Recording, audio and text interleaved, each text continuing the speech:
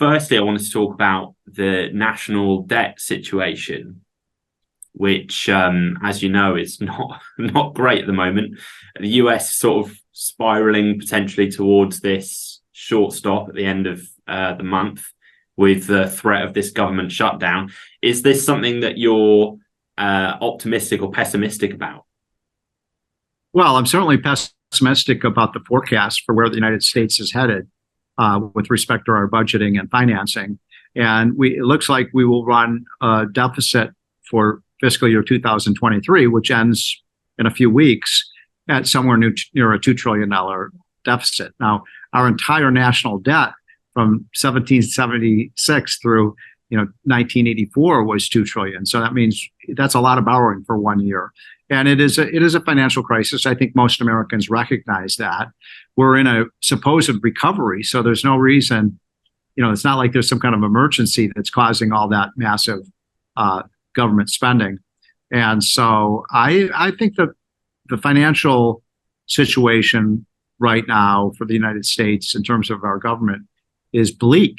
I mean, we're looking at adding, another $10 trillion over the next 10 years. It doesn't seem like there's any way to stop this tsunami of red ink. Oh, I think the inflation situation is also looking bleak.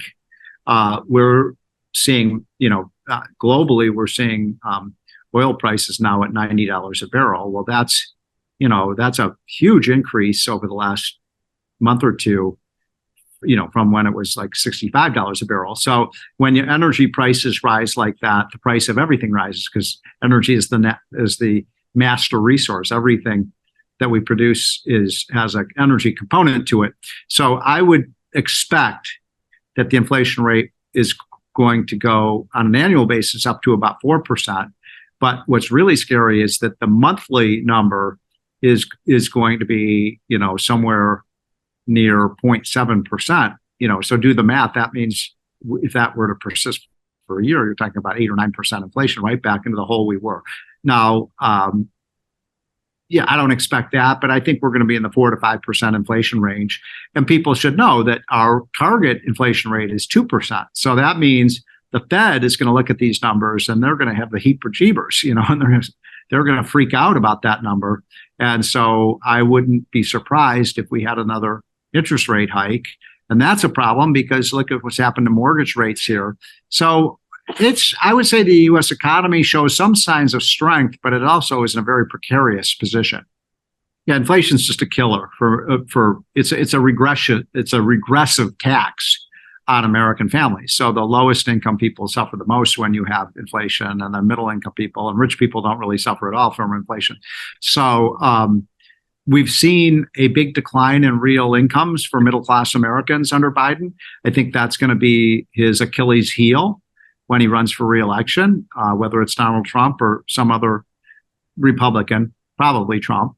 He's going to say, are you really better off financially than you were 4 years ago? And for 2/3 of Americans would say, no, I was much better off when Trump was president.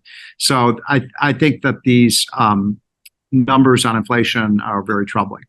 I was actually reading the other day that Trump sort of said the US economy is sort of headed for another Great Depression. And I had a little laugh at that. But actually, do you agree? Do you think that is sort of where we're headed? Or do you think he's potentially being a little bit dramatic? You mean Trump be dramatic? That never happens.